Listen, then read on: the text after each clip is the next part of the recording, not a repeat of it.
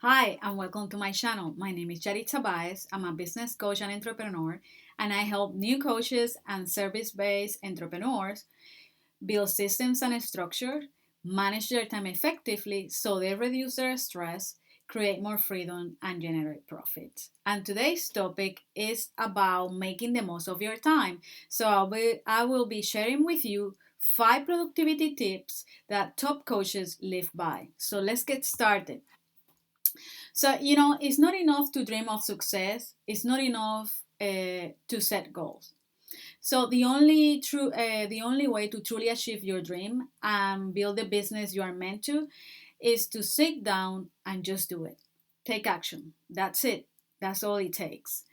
And that is where many go wrong, and it's about, it's the thing that triples more times than not, and so we over we overbook our calendars until to do today's to-dos become next week's past due. We procrastinate on things that are important while attending to things that are merely nice to do, because in every business there are things that we really enjoy doing, but there are others that we don't really like or we really hate doing them, but they are necessary in order to build our business. And sometimes we simply take on too much, even when we know better than that, than not to. And so, what is the answer? Well, it's very easy. Let's embrace these productivity hacks that top coaches use to get more done in less time. And the number one tip is rituals and habits. Simply put, a ritual or habit is a consistent way of doing something. And so you may have a morning ritual, which is like, okay, you wake up, brush teeth, you go have your cup of coffee, work out, shower, and then head up to the office.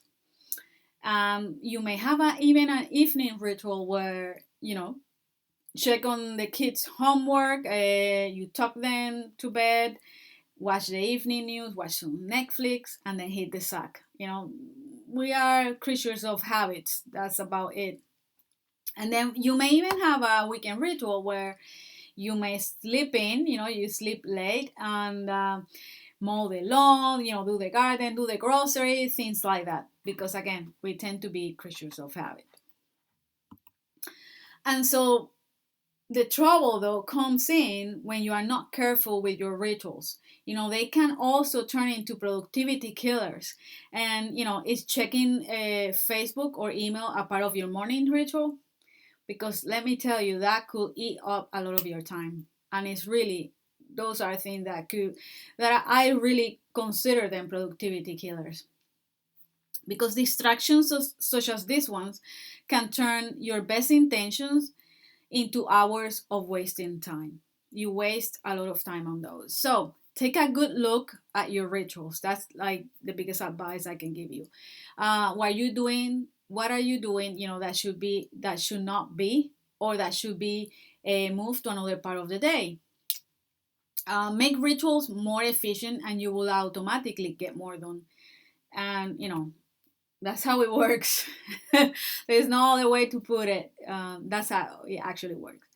Tip number 2, calendar management. Want to know how much time you really have available for that new project?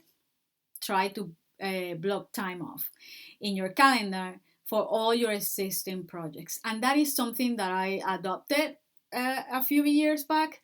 I have a section, I have divided my calendar into like 2 sections, or 2 parts, to put it, that way. And let's say like the first part of the day I use it for tasks that I do in batches. So I'm always on top of everything. There is a day where I do videos like these ones. There is another day where I only, it's for client calls. There's another day where it's for creating content and things like that. But then the second part of my day is for those special projects, where that may mean that I could be working on a new coaching program, or it could mean that I'm working on a new opt-in, or updating my website. And so I put those in the special projects section. So, like I said, filling in all your clients' goal, your business administrative tasks, time for meals and breaks, outside appointments, because you may have those also, and everything else you're committed to, put them into block of time. And you will be surprised. Make it a habit to block time of your, in your calendar for every commitment, and you will never again overpromise or overcommit.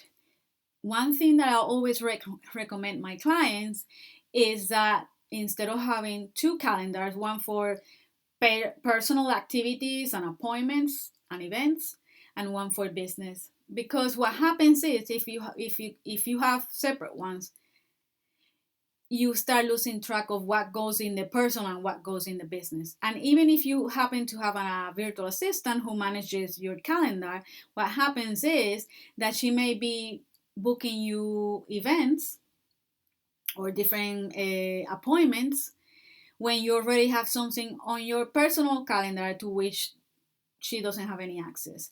And so it becomes very confusing and it's more work than anything else. So again, keep one calendar where you have everything in it. You won't forget anything, whatever doesn't get, in my case, if I don't put it on my calendar, I forget about it. So I keep both in just one calendar. And you will, then you are on top, you know exactly what you do every day at every hour. So, tip number 3 is learn to let go. Here's a newsflash: you do not have to do everything. You do not have to do everything in your business. You can and should hand off those low level tasks, those what I call the mundane task, boring tasks, task, and hire a VA to create your documents and manage your calendar. The minute that you can afford to hire help, please do so, because it's gonna it's gonna give you so much. It will open up your calendar, your time. So let also your tech support person manage your blog and email. Turn over those the bookkeeping to an accountant. The time that you free up will allow you to work on what's truly important, and those are the things that only you can do. Okay, I come from a virtual assistant background. That's what I always did. I free up time for my clients, and so they can work on the things that only they can do. Tip number 4: work hard, play harder. You are not a machine. You cannot work all day, every day, and hope to be your best at all time. It's just impossible.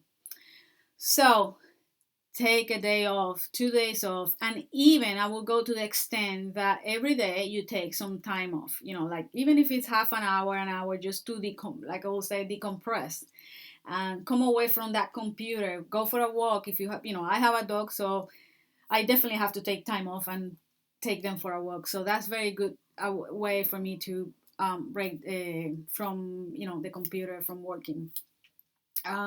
But when you take a day off, go for relax on a long slow hike. Play a sport, whatever it is. Take a friend out to lunch. Go shopping with your kids, whatever it is. See a movie. Do anything other than work. You have to rest your brain.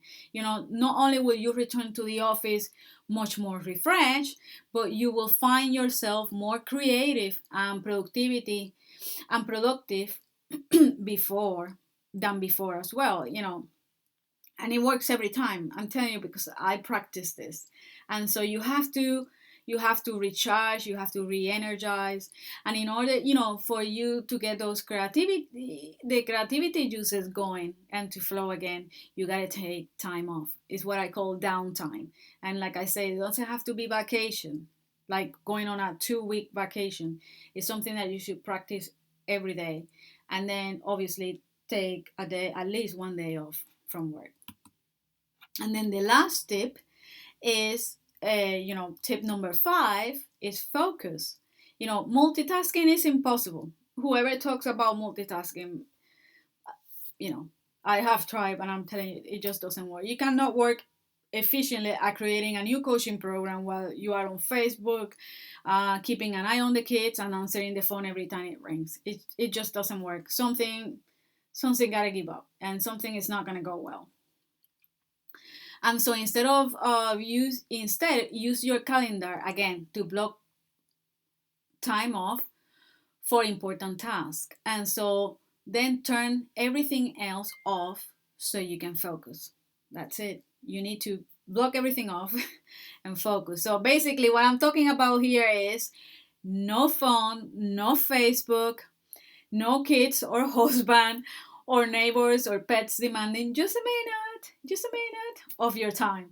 Turn everything, tune everything out, basically, and you will find your work getting done much faster once again, you know.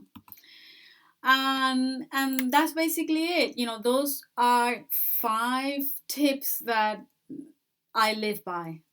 Yes, the top coaches do, but I can tell you also that I live by those. And it's something I have learned with experience along the way in my entrepreneurial journey.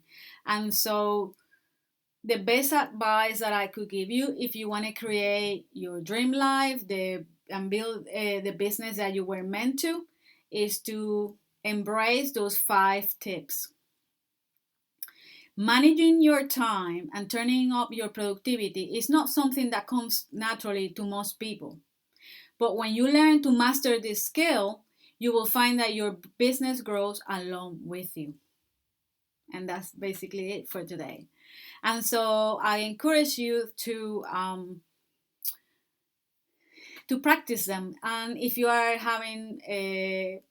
if you are struggling with that, to organize a work routine that works, that works for you, that goes with your needs. That if you find yourself overwhelmed because it's like too many ideas, too many things to do, but not enough time, I can help you. I will say book a call with me, a strategy call. And the least that it could happen is that you will come up with a plan that you can start implementing right there and then. Also, I will invite you to participate in my 3-day masterclass, which is about systems automation. And I will be showing you ways in which you can use systems and automate tasks, system tools, and also how to and ways to delegate tasks so you can free up your time to do the things that you love. And this is about doing more in less time and working smarter and not harder. So the link to sign up for the 3-day masterclass is going to be in the comments below. And also if you want to talk to me, reach out. I will be putting the link for scheduling a call. If you like what you just see here, click the like button and you could subscribe to my channel. So thank you so much for watching, and until next time. Bye bye.